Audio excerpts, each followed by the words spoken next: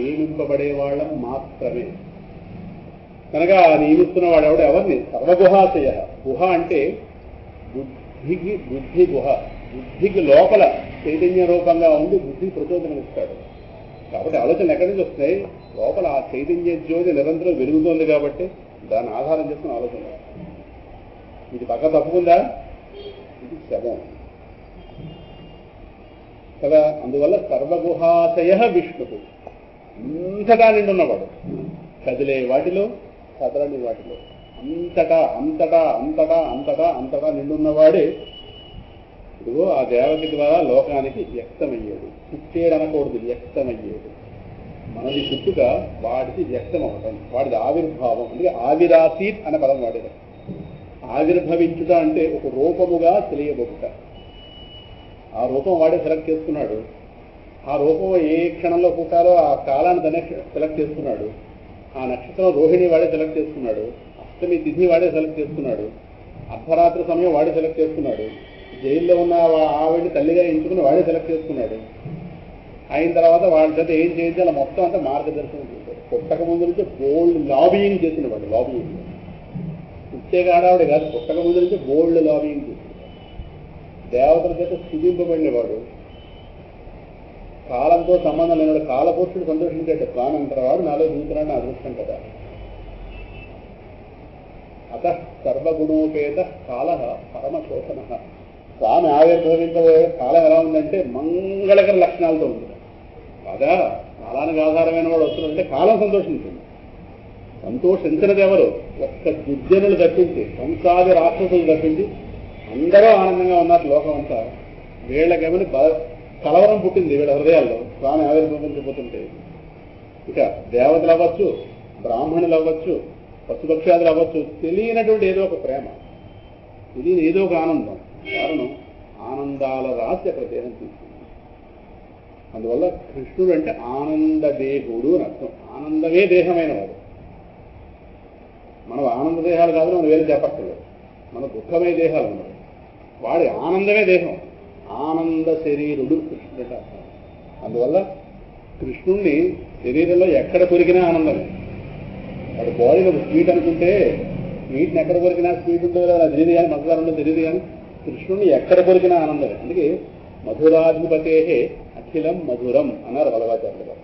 మధురాధిపతి సమస్తం మధురమే. వాడి వచనం మధురం, అధరం మధురం, నయనం మధురం, సరేనా, వాడి నడక మధురం, వాడు కూర్చుంటే మధురం, పడుకుంటే మధురం, మాట్లాడితే మధురం. మధురం కానిదేంటి? మధురాధిపతే అఖిలం మధురం, సమస్తం మధురం. మధుర స్వరూపుడు కాబట్టి మధురలో పుట్టాడు. మథురలో పుట్టి వర్జం వైపు నడిచాడు. కనుక పుట్టినటువంటి దేవకి ద్వారా పుట్టినటువంటి ఆ వస్తువు మీద మనందరికీ కూడా ఆధిపత్యం ఉంది. ఆ వస్తువు మనందరిది, కేవలం దేవతదే కాదు. అమ్మాయి మా హృదయాల్లో ఉన్నవాడే. నీ ఇంట్లో పుట్టేది నీ కొడుకుగా కనుక నీ కొడుకు మీద మా అందరికీ ఆధిపత్యం ఉంది.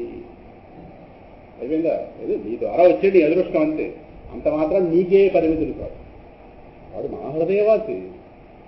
నువ్వెక్కడ డామినేట్ చేస్తావు, మేము రాకుండా ఉంటాడు. అందుకే గోపికలు వదిలేరేంటి అలా చుట్టూ పుట్టించారు. కారణం మా హృదయంలో ఉన్నవాడిది. నీ కొడుకు మీద నీకెంత ఉందో మాకెంత ఉంది అని వాడు దౌర్జన్యం కూడా చేశారు. అలాగే కృష్ణుడి మీద మనందరికీ అధికారం ఉంది కనుక కృష్ణుడితో మన యొక్క ప్రతి అవసరం ప్రతిక్షణం ముడిపడి ఉంది కనుక ఈ మాట దిగకపోతే మాత్రం భక్తి కలగదు.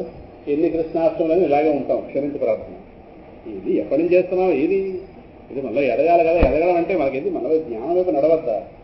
కృష్ణాష్టమి ఉత్సవాలతో ఆగిపోతున్నాయి కానీ ఉత్సవ స్ఫూర్తి హృదయానికి రావటం లేదు. నాకు అర్థమవుతున్నాయి. ఆ ఉత్సవం ఆ 4 రోజులు అమ్మవారి పూజ 9 రోజులు సరి. తర్వాత నువ్వు అలా ఉంది ఎలా ఉంటారంటే అమ్మవారు మనలో ప్రకాశించేది ఏది? అమ్మవారి వైగా జీవించేది ఏది? అమ్మ మనం ఒకటయ్యేది ఏది? ఆవిడ నా వెళ్తున్నది.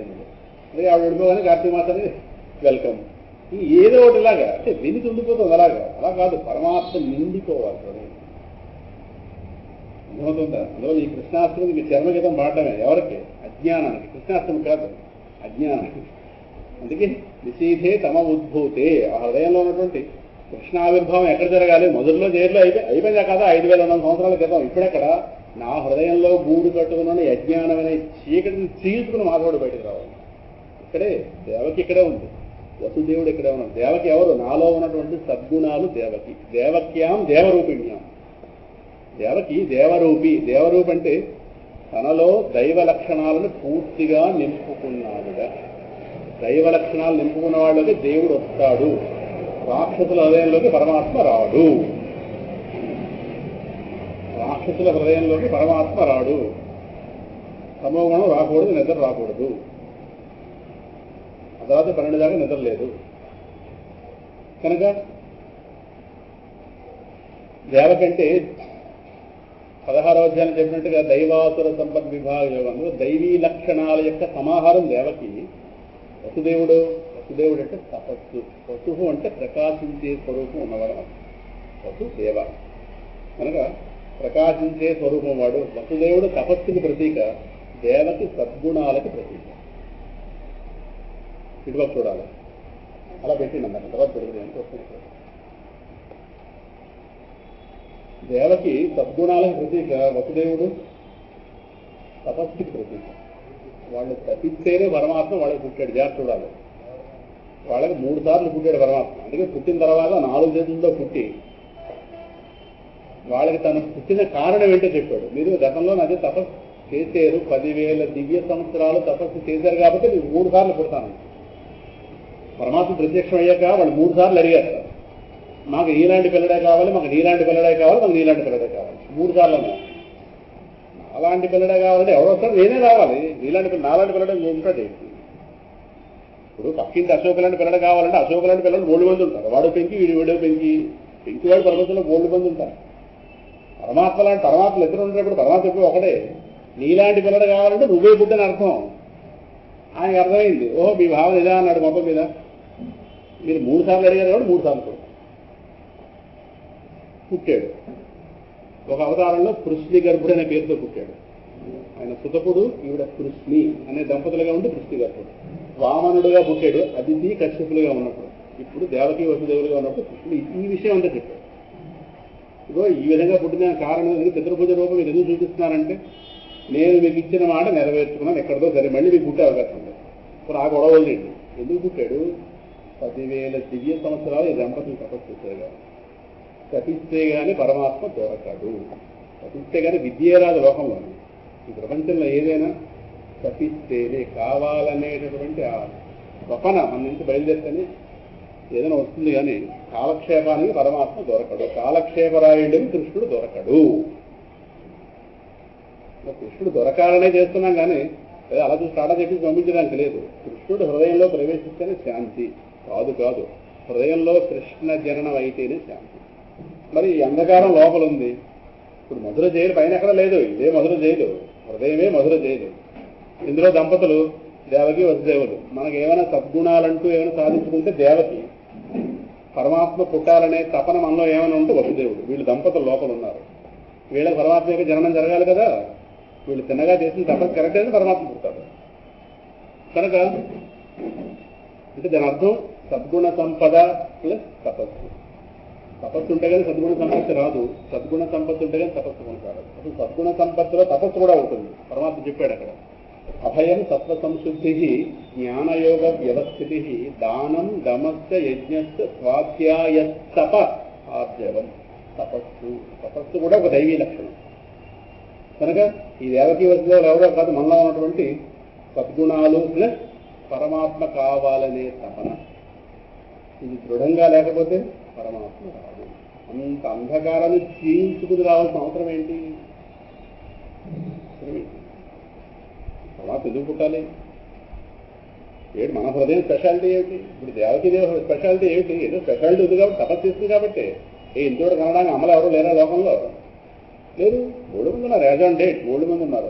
కానీ ఆ దంపతుల్లో ఎవరైనా జైల్లో ఉన్నవాళ్ళు ఎన్నుకుంటాడు? ఎవరైనా బుద్ధి ఉన్నవాడు ఎవరైనా చెప్పండి. సరే ఏసు రూపంలో ఉన్నవాడే వాళ్ళని ఎన్నుకుంటాడు. కానీ జైల్లో ఉండి సరిగ్గా తిండి లేక ఏమలేక నానాయాతన పడుతుంది వాళ్ళ గర్భాన్ని ఎన్నుకోవడమా? బుద్ధి ఉన్నవాడు ఎవడో పని చేయడు. బుద్ధిమంతుడు కాబట్టి ఎన్నుకున్నాడు. బుద్ధి ఉన్నవాడు మనం చేస్తాం. ఇప్పుడు మనకు కనుక ఆప్షన్ ఇచ్చి ఏమంటే మీరు పాడారుగా రిటైర్ ట్రాన్స్ఫర్ అవుతారా అంటే పాడారా? బుద్ధిని వాడు ఎవడో వెళ్ళలేదు. దోమలు అక్కడ నానా రోగాలు నాకెందుకంటే బాబు 10,000 ఎక్స్ట్రా ఇచ్చి ఏమి కాబట్టి నర్సీపట్నం దోసివయ్యా ట్రాన్స్ఫర్ అంటే అవకాశం ఉంటే ఎవరైనా ఎన్నుకోం కదా. మనకు అవకాశం లేదు కాబట్టి ఎక్కడొక్కడ పుడుతున్నాం వేరే సంగతి. అవకాశం ఉన్నవాడు ఎవరైనా జైల్లో ఉన్నదాన్ని ఎవడ ఎందుకుంటాడు తల్లిగా చెప్పండి. జైలు ఈయన గారు గర్భంలో దూరాక జైల్లో పెట్టడం కాదు, జైల్లో ఉన్నవాడు గర్భంలో దూరాడు. ఆల్రెడీ అంతకుముందు 7 వెళ్ళారుగా గర్భంలోకి. 6 చంపించాడు, 7వ వాడిని ట్రాన్స్ఫర్ చేశాడు ఇక్కడ నుంచి రోహిణి గర్భంలోకి.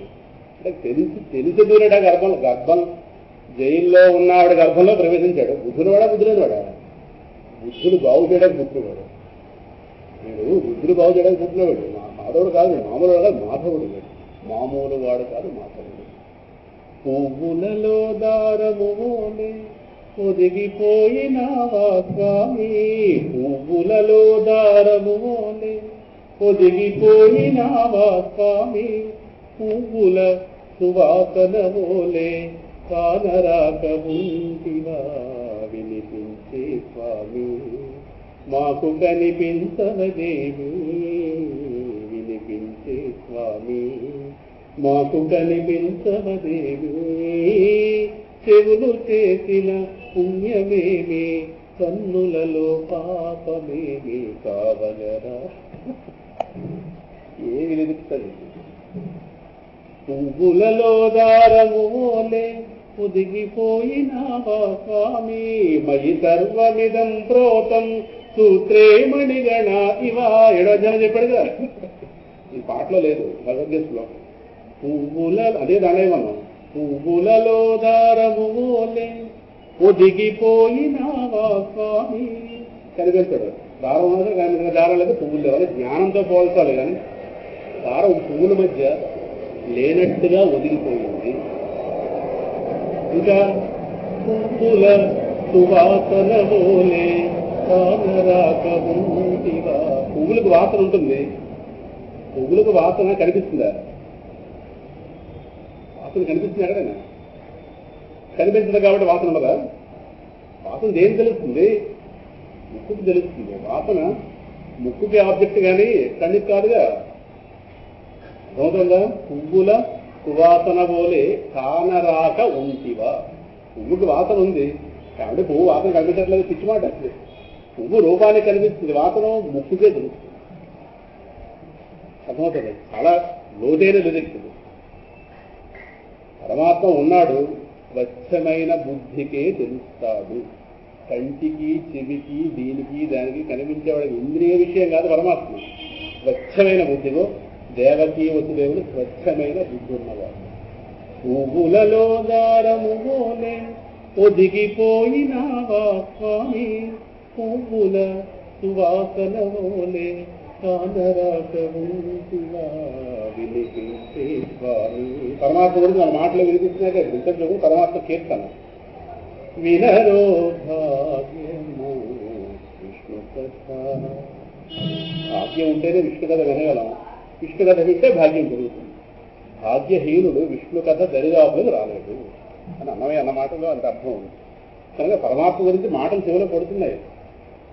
వినిపించే స్వామి మాకు కనిపించదేవి. దేవదేవి కనిదండి, కృష్ణుడండి, చతుర్భుజుడండి, ఏది రూపం కనిపించట్లేదే. వాక్యాల రూపంలో చెవులకు వెళ్తున్నాడు కానీ రూపం ఏది? నడుచు అబ్బా మీ పిల్లడు ఎంత బాగున్నాడు అండి, మన ఊళ్ళో తేకుండా పక్కన గౌలు చెప్తాను అనుకోండి. పిల్లవాడిని తల్లి కంది లోపల లేబర్ రూమ్లో తీసుకెళ్ళారు, కడిగారు వాడిని. అబ్బా ఏమందగాడమ్మా నీ కూతురు, తేవే బాబు చూపించు. అబ్బాయి అది కాదు, విను. ఎంతగానో వింటాం. చూడాలా చూడద్దా? మన కృష్ణుడు అక్కలేదు, అదే కృష్ణాష్టమి సఫలం అవ్వట్లేదు. వినిపించే స్వామి మాకు కనిపించదేవి, చెవులు చేసిన పుణ్యమేమి. చెవులు పుణ్యం చేసుకున్నా కాబట్టి పరమాత్మ గురించి చెవులు అంటే చెవులకు అందేవాడు కళ్ళకు అందకుండా. ఇక్కడే ఎంత గ్యాప్ వచ్చిందో. కొన్ని ఎంతో మంది అదృష్టవంతులు చెవులకు అందుతోంది కదా, కొంతమంది దౌర్భాగ్యులకు అదే లేదు పాపం, మనం సౌభాగ్యవంతులు. చెవులు చేసిన పుణ్యమేమి కన్నులలో పాపమేమి కావగరావా, కనిపించగలేవా కావగరావా, కనిపించగలేవా. భక్తే గాని ముక్తి ఎరుగని శక్తిహీనులం అతిహీనులం బలహీనులం కదా. అందువల్ల కృష్ణ జననం అజ్ఞానం అనే అంధకారం గూడు కట్టుకున్న ప్రతి హృదయంలో జరగాలి. సరే, గుర్తించిన వాళ్ళు గుర్తించకపోదాం, గుర్తించిన మన హృదయంలో ఇది కృష్ణ జననం ప్రతిరోజు జరగవలసింది కనుక దానికి కృష్ణాష్టమి అనేది ఒక ప్రాతిపదిక, ఒక ప్రేరణ. కాబట్టి ఈ రోజును ప్రారంభిస్తే ఈ ఆలోచన ప్రతిరోజు అంటే పరమాత్మని, కొంచెం కఠినమైన మాట, పరమాత్మని మనం మర్చిపోయిన ప్రతి క్షణం పరమాత్మ మనలో చచ్చిపోయిన వాడే. పరమాత్మ మనలో జ్ఞాపకం ఉన్న ప్రతి క్షణం పరమాత్మ మనలో పుడుతున్నవాడు. అందువల్ల పరమాత్మకి ఒకేసారి పుట్టుక ఒకేసారి చావు కాదు. ఎప్పుడు మరిచిపోతే వాడు మనలో అప్పుడు చనిపోయినట్లే. విపద్ విస్మరణం విష్ణోహో సంపన్నారాయణ స్మృతి. వేదవ్యాసుడు భాగవతంలో చెప్పిన వాక్యం. విష్ణువుని విస్మరించడమే విపత్తు, స్మరించడమే సంపద. సో ఇప్పుడు ఒక వ్యక్తి పక్కన ఉన్నాడు అనుకోండి, చెప్పానండి, మన పక్కనే ఉన్నాడు ఒక వ్యక్తి అనుకుంది, వాడు అక్కడ ఉన్నాడని మన మనసులో గుర్తింపు లేదు, అసలు వాడు మన మనసులో రికార్డ్ అవ్వలేదు. ఆపియాలి అంతేనా? ఆపిస్తాను. అదే అర్థం కదా, మీ ఆంతర్యం ఆంతర్యం ఒకటే, హృదయంలో ఉన్నవాడు ఒకటేగా. చెప్పక్కలేదు, ఈ రోజుతో మాటలతో అవసరం లేదండి. హృదయంతో మాట్లాడేస్తుంది భగవాన్ రమణం లాగా అర్థమవుతుంది అదలకలు బట్టి. కనుక 5 నిమిషాలు ముగింపు వెంటనే అవ్వదు, ధ్యానాపన క్షణం పడుతుంది ఆగడానికి. కనుక పరమాత్మని మనలో మరిచిన క్షణం పరమాత్మని మృత్యువుతో సమానం. ఇంతగా చెప్పినట్టు పక్కనే ఒక వ్యక్తి ఉంటాడు, వాడు ఉన్నాడని మన మనసులో ఆ స్మృతి లేదు, ఉండి ప్రయోజనం ఉంది. ఇప్పుడు మన పక్కనే ఉన్నాడు కరెక్టే, వాడు మనం గుర్తించలేదు, చూడలేదు ఎటుపక్క. వాడు ఇక్కడ ఉన్నాడని మనసులో రికార్డ్ అవ్వలేదు. వాడు ఉన్నట్ట లేనట్ట మనకి, వాడు పక్కనే ఉన్నా మనకు లేదు. సపోజ్ వాడు ఎక్కడో అమెరికాలో ఉంటాడు, మన మనసులో వాడు ఆలోచన, వాడు మనకు ఉన్నట్ట లేనట్ట అంతే. పరమాత్మ సర్వవ్యాపి మనకు తెలిసినా తెలియకపోయింది, అంతటా ఉన్నాడు, హిందూ గలడు, అందులేడు, ఇంకెటొచ్చి మన దగ్గర ఉన్నాడా లేదా అన్నది ప్రత్యాలు. మన దగ్గర ఉన్నట్టే అలా ఉంటే తేలినట్టు, స్మరణ ఉంటే తేలినట్టు, వాడి ప్రస్తావన హృదయంలో ఉంటే తేలినట్టు, వాడి గురించి ఒక కథాగానమో, వాడి గురించి స్మరణో, వాడి గురించి ఆలోచన, వాడిని పొందగలుగుతున్నామనో పొందలేకపోతున్నామో, ఏదో మొత్తం మీద ఏదో రూపంగా పరమాత్మ గురించిన ఆలోచన మన దగ్గర ఉంటే వాడు మనకు ఉన్నట్టు, లేకపోతే లేనట్టే. అంతా ఉంటే మాత్రం మన దగ్గర మనకి లేకపోతే మన వరకు లేనట్టేగా. కనుక ఈ స్మృతి విస్మృతి ఏవైతే ఉన్నాయో ఇవి ప్రధానంగా పరమాత్మకి చాలా ఇష్టమైనది. ప్రేమతో వాడిని స్మరించడం. కనుక ఆ ప్రేమతో కూడినటువంటి స్మరణ ఏదైతే ఉందో, ఈ ప్రేమతో కూడిన స్మరణకే యశోద చేత బంధింపజేసుకున్నాడు. గోపికలకి పరిచర్యలు చేసాడు, గోవులకి వాటి వెంటబడి అవే ప్రాణం అన్నాడు, బతికాడు, గోవింద అని పేరు పిలిపించుకున్నాడు. స్మరణం చేసే వాళ్ళ కోసం పరమాత్మ ఏదైనా చేస్తాడు. పరమాత్మ ఒళ్ళు హోనం చేస్తున్నాడు వీళ్ళ కోసం, వాళ్ళ కోసం. కనుక భగవంతుడికి కృష్ణుడు మన వాడు కావాలంటే కృష్ణ స్మరణ కొనసాగాలి. అటువంటి కృష్ణ స్మరణ మనలో ఇవాళ జాగృతమై అది వచ్చే కృష్ణాష్టమి దాకా ఏ ఆటంకం లేకుండా కొనసాగే రీతిగా మనకి గురుదేవులు మన యందు విశేష అనుగ్రహాన్ని కురిపించి, క్షేత్ర అధిష్టాన దేవత, ప్రజల అనుగ్రహం, శాస్త్ర కృప, దైవ కృప, ఇంటి పెద్దల యొక్క ఆశీర్వచనం, గోత్ర ఋషి యొక్క ఆశీర్వచనం, మొత్తం ఇవన్నీ కలబోచి, గోమాత యొక్క ఆశీర్వచనం, సమస్త దేవతాదేవి దేవతా పూర్వులకు ఆశీర్వచనం, ఇన్ని కలబోచి, సమస్త నదీమ తల్లులేక ఆశీర్వచనం, ఇవన్నీ కలబోచి దగ్గరలో ఉన్నటువంటి మన సింహాద్రినాథుడి యొక్క విశేషానుగ్రహం, ఆ ప్రహ్లాద వరద యొక్క విశేషానుగ్రహం మనందరికీ కలిసి మనలో ఇవాళ పుట్టబోయే కృష్ణుడు రేపు 1వ రోజు, ఎల్లుండి 2వ రోజు, 3వ రోజు, 4వ రోజు ఈ భావంతోనే బ్రతకాలి. కానీ మళ్ళీ వచ్చే కృష్ణాష్టమి దాకా విడాకులు ఇచ్చకుండా మనలో పరమాత్మ బతికించుకుని రోజు వారు వచ్చే కృష్ణాష్టమికి ప్రతి వాళ్ళు కూడా ఏడాది పిల్లడితో కృష్ణాష్టమికి రావాలి. దీనికి మనల్ని సిద్ధం చేయమని పరమాత్మ ప్రార్థిస్తుంది. స్వస్తి ప్రజాభ్య పరిపాలయంతా న్యాయేన మార్గేణ మహీం మహీషాః గోబ్రాహ్మణేభ్య శుభమస్తు నిత్యం లోకా సమస్తా సుఖినో భవంతు. స్వామి ఆశీర్వచనం. ఇప్పుడు వీణానాదం ఉంది, వీణానాద కార్యక్రమం.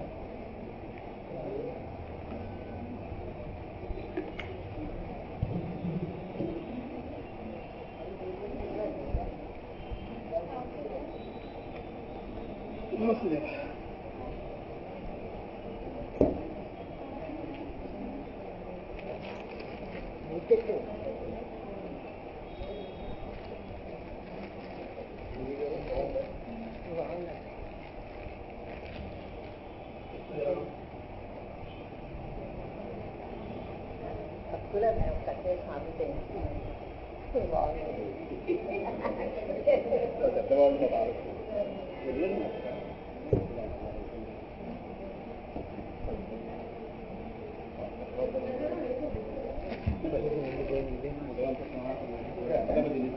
దత్తాత్రేయ శాస్త్రి గారు ప్రవచనం ఏర్పాటు చేశాను.